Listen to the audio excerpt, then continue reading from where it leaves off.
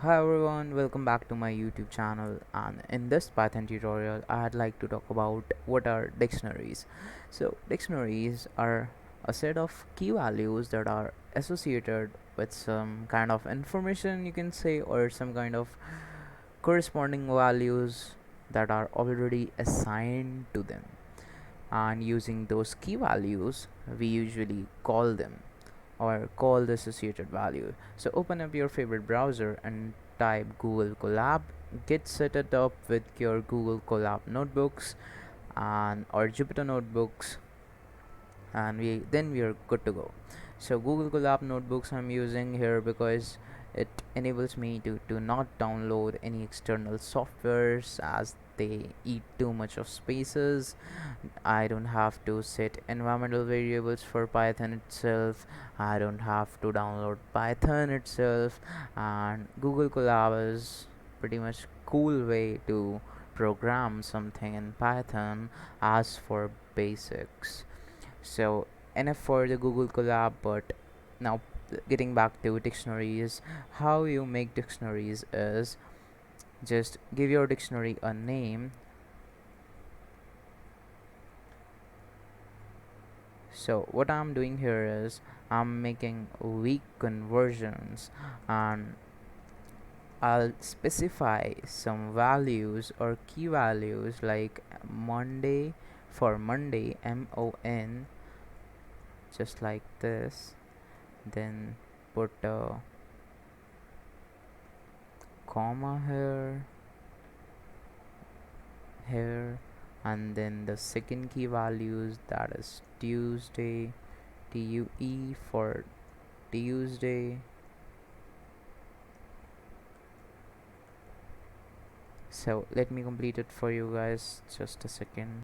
So here are the all values. So now what happened when you call something in from in here, um, usually we call like just add a print statement, and we want to print our dictionary weak conversion, but not the whole dictionary, just a value or key value that will show you or deliver you a output containing the corresponding or associated value or a piece of information that you have provided along with your key value itself.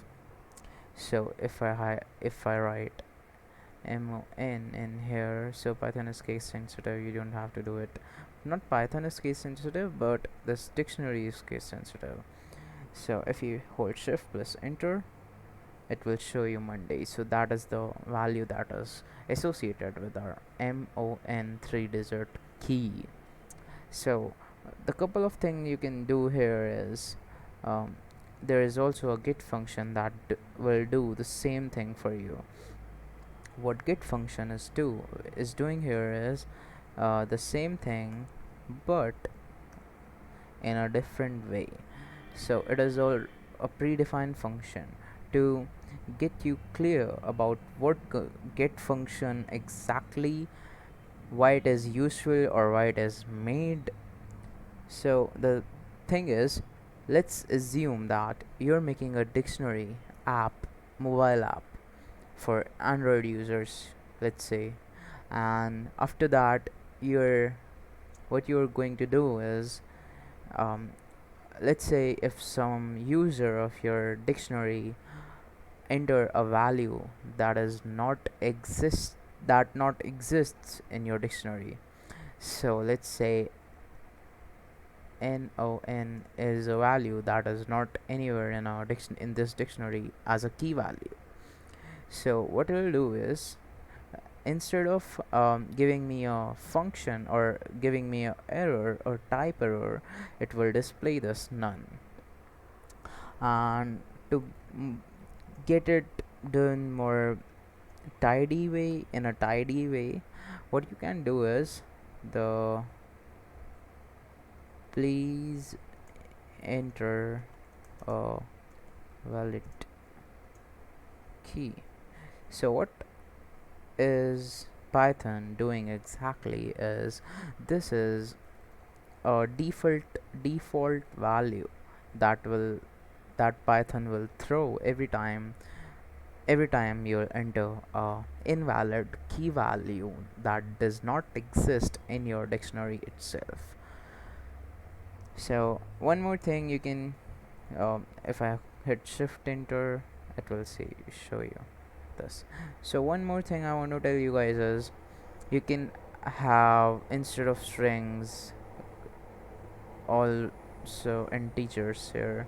So instead of Tuesday you can have 2, instead of Wednesday you can have 3, and if I hold shift enter, or let's say in here enter the value 3 and hold shift plus enter, it will going me invalid value, because it is treating 3 here as a string, but it's not, it's an integer.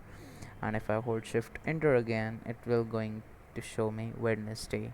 And to justify, or you can say justify my statement that I have made just a couple of seconds ago, we'll do this.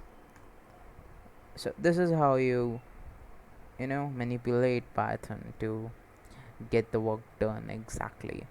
So that's everything about dictionary, complete basic of get function.